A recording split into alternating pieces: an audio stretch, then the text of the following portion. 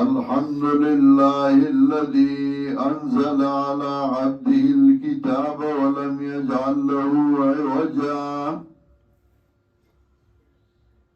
قيما لينذر بأسا شديدا من لدنه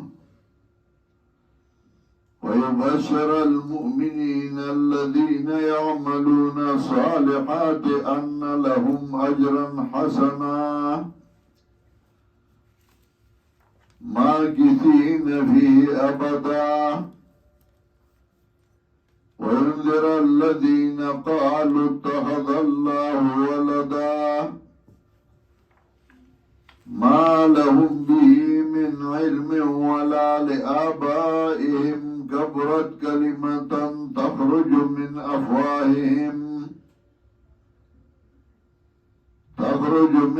أفواههم إن يقولون إلا كذبا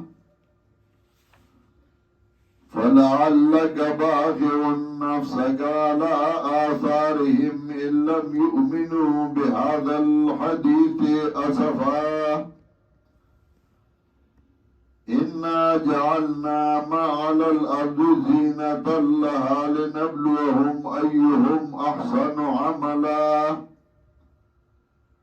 وإنا لجاعلون ما عليها صعيدا جرذا.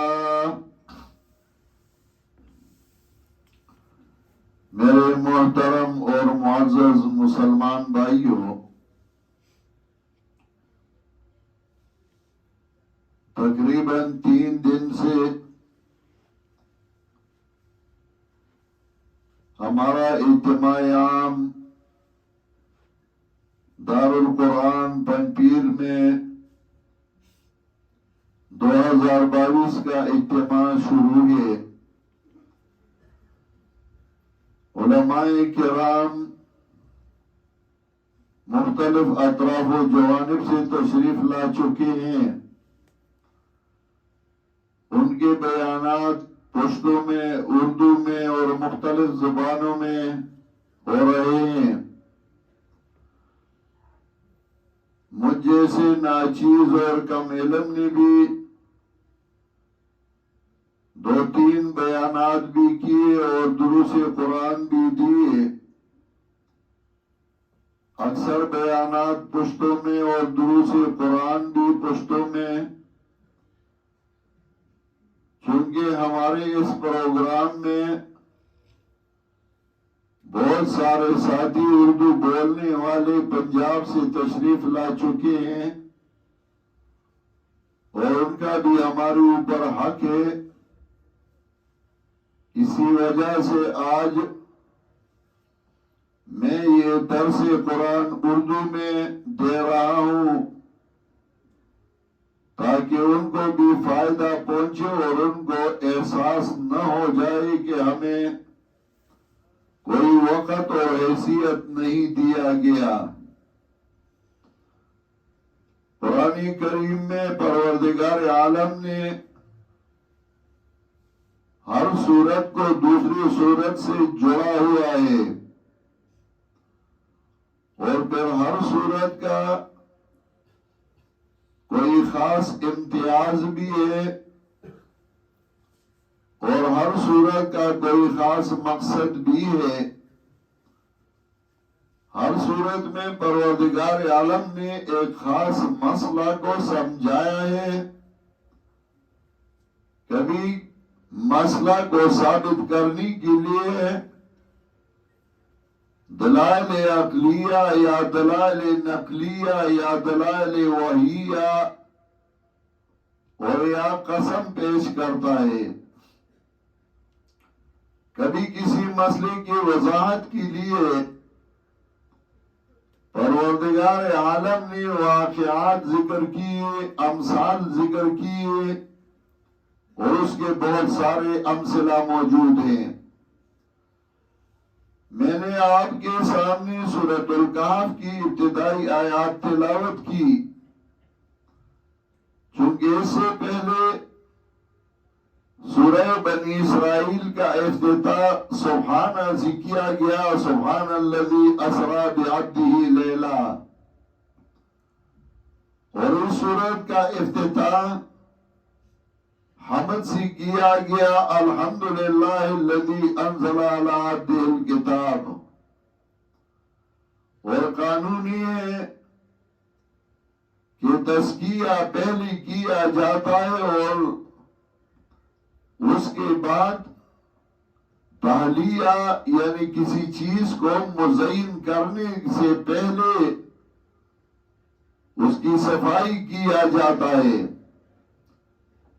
پہلے انسان غسل کرتا ہے، اس کے بعد نئے کپڑے، اچھے کپڑے، صاف کپڑے پہنتا ہے۔ تو پہلے تزکیہ سبحان الذی اسری بعبدہ لیلا، اس کے بعد تحلیہ الحمدللہ الذی انزل علی عبدہ الکتاب۔ سورت کے امتیازات بھی بہت سارے ہیں، روابط بھی بہت سارے ہیں۔ امتیاز یہ ہے کہ اس سورت میں اصحاب الکہف کا واقعہ ہے جو کسی اور سورت میں نہیں۔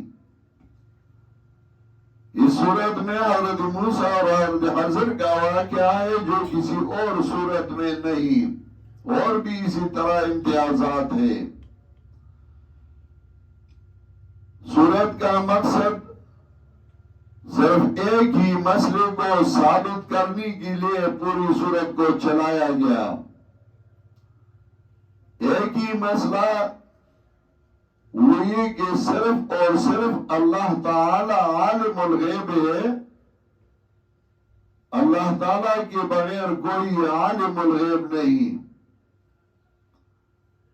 پوشیدہ چیزوں کو جاننے والا جو انسانوں سے پوشیدہ ہے، اس کو جاننے والا صرف اللہ ہی ہے۔ اللہ کے بغیر نہ کوئی ولی عالم الغیب ہے، نہ کوئی پیغمبر عالم الغیب ہے، نہ کوئی بادشاہ عالم الغیب ہے۔ جو لوگ اپنے آپ کو عالم الغیب ثابت کرنا چاہتے ہیں اور اس کی کوشش کرتے ہیں، جیسے کہ پیران ضلالت، تو یہ صرف اور صرف دنیا کمانے کے لیے، تاکہ بے وقوف مریدوں کو دھوکہ دے اور اسے پیسے بٹورے۔ تو دنیا کی خصاصت بھی ذکر کی اس سورت میں بوجوہ الثلاثہ۔ سورت کا مقصد عالم الغیب صرف اللہ ہی ہے، اور اسی موضوع پہ میری اہلیہ نے قرآن کریم کا ترجمہ اور قرآن کریم کا ہر سورت کا خلاصہ پشتو زبان میں 2 جلدوں میں لکھا تھا، اور کئی دفعہ چھپ گیا۔ اس کا نام ہے رضیت التراجم۔ پھر اردو والوں کی خواہش تھی تو پھر دوسرا 2 جلدوں میں لکھا مرضیت التراجم، اور اس میں ہر سورت کا ربط، ہر سورت کی امتیازات، ہر سورت کا خلاصہ اور تقسیم باعتبار المضامین، اور پھر ساتھ ساتھ ترجمہ بھی لکھا مرضیت التراجم کے نام سے جو یہاں ملتا ہے۔ تو اس صورت میں اللہ رب العزت نے اس مسئلے کو سمجھایا کہ اللہ کے بغیر کوئی عالم الغیب نہیں۔ ایک ہے انباء الغیب، کسی کو غیب کا خبر دینا۔ انبیاء علیہ السلام کو اللہ تعالیٰ نے غیب کی خبر دیے، لیکن علم غیب نہیں دیا۔ تلک من انباء الغیب نوحیہا الیک۔ اس صورت میں اس مسئلے کی وضاحت کے لیے 4 واقعات ذکر کی۔ کتنے؟ 4۔ پہلا واقعہ ہے اصحاب الکہف کا، جو بہت بڑے اولیاء کرام تھے، جنہوں نے اپنا گھر بار اللہ کی رضا کے لیے چھوڑا اور غار میں سو گئے۔ مردی بھی نہ تو زندی تھی، سوئی تھی، اور جب اٹھی تو ایک دوسرے سے پوچھنے لگے، قال قائل منهم كم لبثتم قالوا لبثنا يوما او بعض يوم۔ جب اٹھے تو ایک دوسرے سے پوچھنے لگے، آپ لوگوں نے کتنی مدت گزاری اس غار میں؟ کچھ کہنے لگے ایک دن، اور کچھ کہنے لگے دن کا کچھ حصہ۔ جب ہم سو رہی تھی سورج ادھر تھا، اب ادھر دن کا کچھ حصہ گزر گیا۔ اللہ نے فرمایا وَلَبِثُوا فِي كَهْفِهِمْ 300 سِنِينَ وَازْدَادُوا 9۔ انہوں نے 309 سال گزارے تھے، ان کو اپنے حال کا پتہ نہ تھا۔ کچھ لوگ تو کہتے ہیں مردے جانتے ہیں، مردوں کو پتہ ہوتا ہے۔ اور پھر دلیل میں ام جاور کا قول پیش کرتے ہیں، جو نظام الدین اولیاء کی دربار کا ام جاور تھا، اور اس نے کہا تھا کنجش نشینت بر قبر مردہ بدانت مادنر۔ جب پرندہ کسی قبر پہ بیٹھ جاتا ہے تو مردہ جانتا ہے کہ یہ مذکر ہے یا مؤنث۔ یہ تو ایک مجاور کا قول ہے۔ اور اس کے جواب میں ابو الحسن دائری نے، جو سندھ کا بہت بڑا عالم گزرا ہے، اس نے اپنی کتاب کچکول نامہ میں اس کا جواب دیا ہے، نہ مردہ ہے چھپینت حال زندہ، نہ شنورو گہے اقوال زندہ۔ مردے کو زندے کا حال کا کوئی پتہ نہیں، اور نہ زندگی کسی قول کو سن سکتا ہے۔ نہ مردہ ہے چھپینت حال زندہ، نہ شنورو گہے اقوال زندہ، نہ بیہ کا عزیز و شب مردہ زمدت مردگی 100 سال مردہ۔ جب صحیح پیغمبر، صادق پیغمبر فوت ہو گیا، اس کو اپنے حال کا پتہ نہ تھا، 100 سال مردہ تھا، اٹھا تو اس کو اپنے حال کا پتہ نہ تھا۔ حضرت عزیر کے واقعے کو اشارہ کیا۔ ادھر دیکھیں بہت بڑے اولیاء کرام ہیں، سوئی ہے، مردی بھی نہیں، ان کو اپنے حال کا پتہ نہیں۔ دوسرا، جناب محمد مصطفیٰ صلی اللہ علیہ وسلم کی حالت ذکر کی۔ ان سے لوگوں نے پوچھا کہ ہمیں اصحاب الکہف اور ذوالقرنین کا واقعہ بیان کرو۔ حضرت نے فرمایا میں کل بتا دوں گا۔ اللہ نے آیت اتار دی وَلَا تَقُولَنَّ لِشَيْءٍ إِنِّي فَاعِلٌ ذَلِكَ غَدًا إِلَّا أَن يَشَاءَ اللَّهُ۔ اے میرے پاک پیغمبر، اے میرے شان والے پیغمبر، آپ یہ نہ کہیں کہ میں کل یہ کام کروں گا، ہاں انشاءاللہ کہتے رہو، تمہیں کل کا پتہ نہیں۔ وَلَا تَقُولَنَّ لِشَيْءٍ إِنِّي فَاعِلٌ ذَلِكَ غَدًا إِلَّا أَن يَشَاءَ اللَّهُ۔ یہ نہ کہو کہ میں کل یہ کام کرنے والا ہوں، ہاں انشاءاللہ کہتے رہو، تمہیں کل کا پتہ نہیں۔ آیت نمبر 23 میں تیسرا واقعہ حضرت موسیٰ علیہ السلام اور حضرت خضر کا ذکر کیا۔ دیکھیں حضرت موسیٰ علیہ السلام قدم بقدم حضرت خضر سے پوچھتے ہیں کہ یہ کام تم نے کیوں کیا، یہ کیوں کیا؟ تو قرآن کریم میں واقعہ سورہ کہف میں آیت نمبر 60 میں وَإِذْ قَالَ مُوسَىٰ لِفَتَاهُ لَا أَبْرَحُ حَتَّىٰ أَبْلُغَ مَجْمَعَ الْبَحْرَيْنِ أَوْ أَمْضِيَ حُقُبًا فَلَمَّا بَلَغَا مَجْمَعَ بَيْنِهِمَا نَسِيَ حُوتَهُمَا۔ دیکھیں اگر حضرت موسیٰ علیہ السلام عالم الغیب ہوتے، ان کو مچھلی کا پتہ ہوتا کہ مچھلی کہاں گیا، ان کو مچھلی کا پتہ نہ تھا، اور پھر حضرت حضر کا واقعہ شروع کیا۔ حضرت حضر علیہ السلام نے کشتی توڑ دی۔ حضرت موسیٰ علیہ السلام کو پتہ نہ تھا کہ کیوں کشتی کو توڑا، پوچھنے لگا۔ حضرت موسیٰ علیہ السلام نے ایک آدمی کو قتل کر ڈالا۔ حضرت موسیٰ علیہ السلام کو پتہ نہ تھا جس کو قتل کیا وہ ڈاکو تھا، وہ چھوٹا بچہ نہ تھا۔ غلام کا معنی نہیں کہ چھوٹا بچہ، چھوٹے بچوں کا قتل یہ تو مناسب نہیں ہے۔ حضرت شیخ القرآن میرے والد محترم فرماتے تھے کہ میں بلند شہر میں مدرس تھا، لیکن میں شعبان اور رمضان میں اپنے استاد مولانا حسین علی کے درس میں شرکت کے لیے ہمیشہ آتا تھا۔ تو میں آیا تھا، مولانا حسین علی درس دے رہے تھے، تو انہوں نے غلام کا ذکر کیا کہ وہ بالغ تھا، بڑا تھا۔ کسی مولوی نے اعتراض کیا کہ غلام کا مطلب تو یہ کہ چھوٹا بچہ، مفسرین نے بھی لکھا ہے۔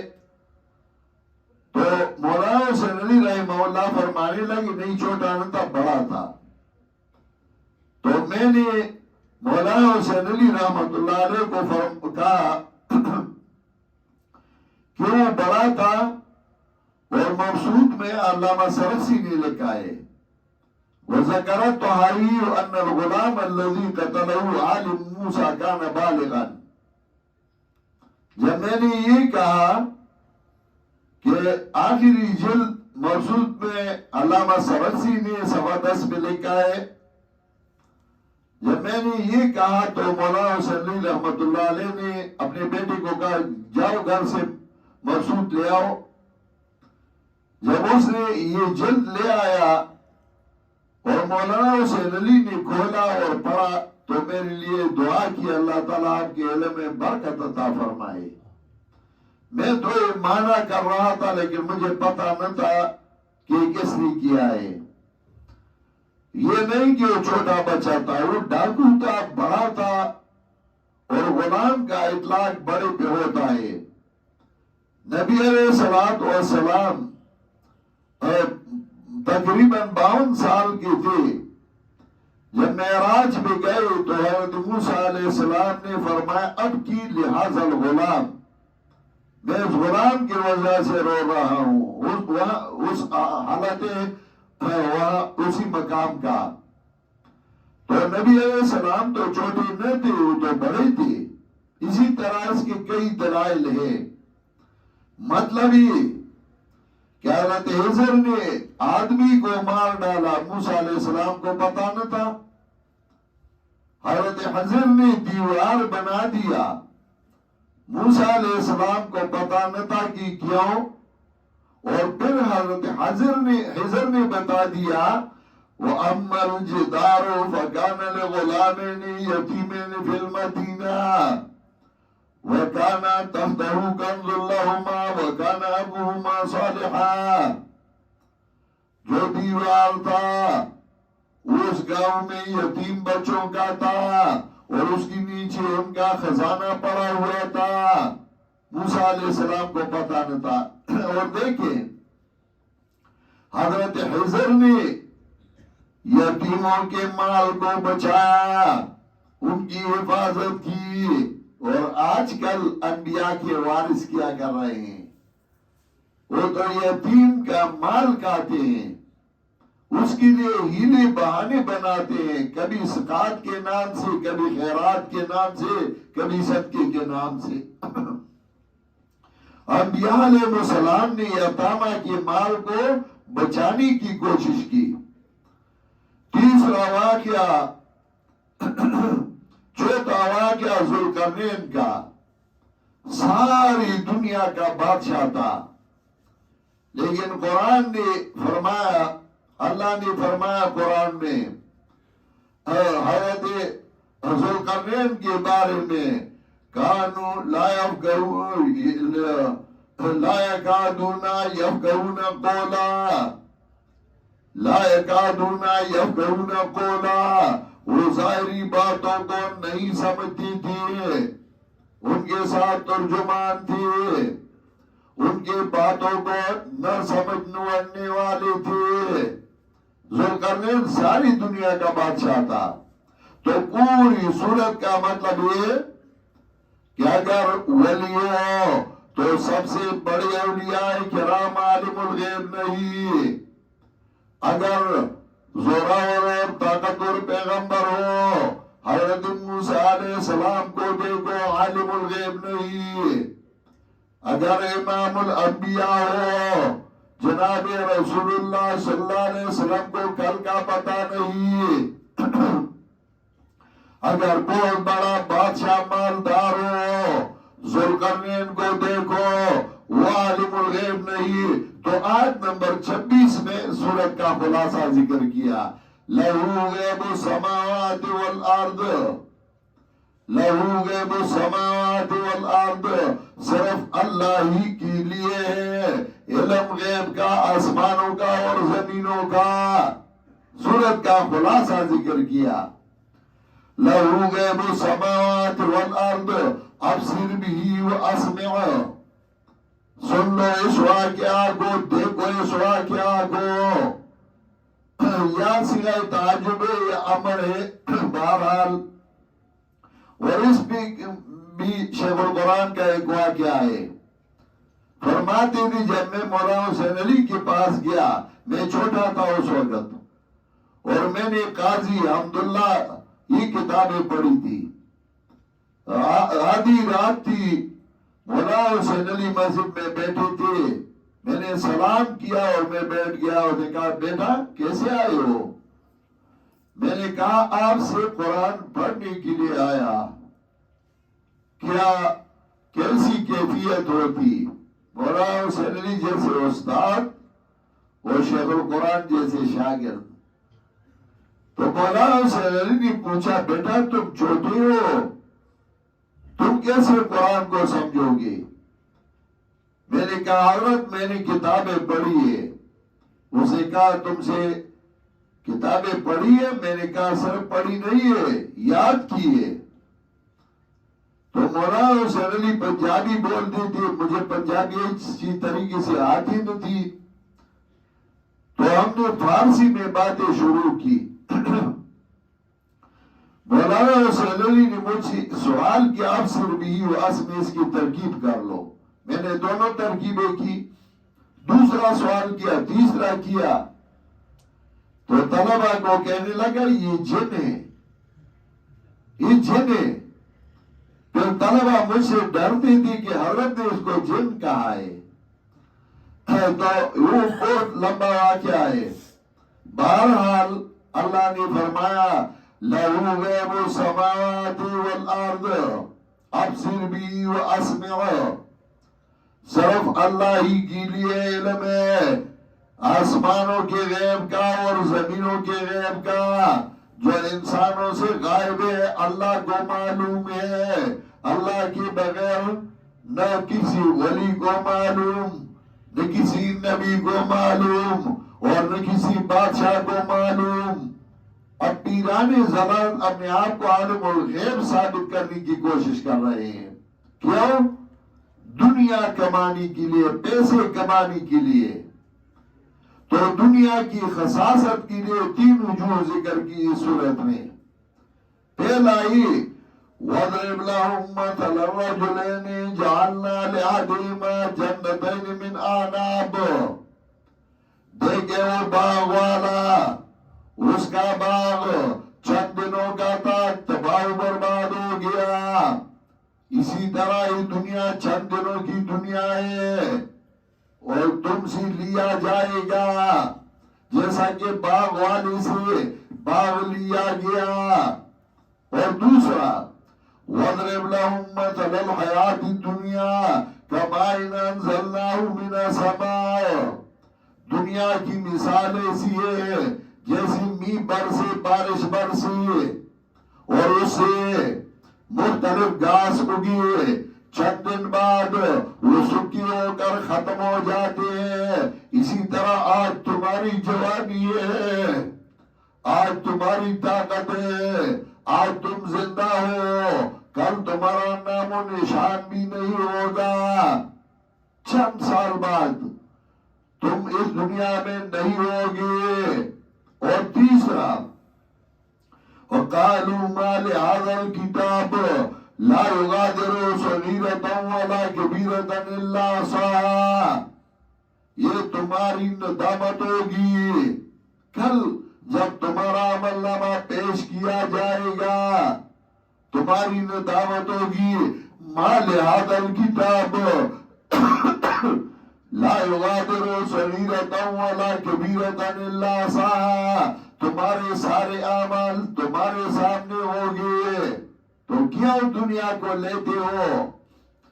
دنیا کے ساتھ اتنی محبت کہ اپنے آپ کو عالم الغیب سمجھتے ہو، دنیا کے ساتھ اتنی محبت کہ اپنے آپ کو الوہیت کا درجہ دیتے ہو، یہ نہ کرو۔ تو پوری صورت کا خلاصہ یہ کہ صرف اور صرف اللہ عالم الغیب ہے، اللہ کے بغیر کوئی عالم الغیب نہیں۔ اور دنیا کی خصاصت بالوجوہ ثلاثہ، یہ دنیا تم سے لیا جائے گا جیسے کہ باغ والے سے باغ لیا گیا۔ اس دنیا کا وقت بہت کم ہے، قلیل ہے، وقتها قلیل۔ اور تیسرا ہے الدنیا تکون وبالا علیک۔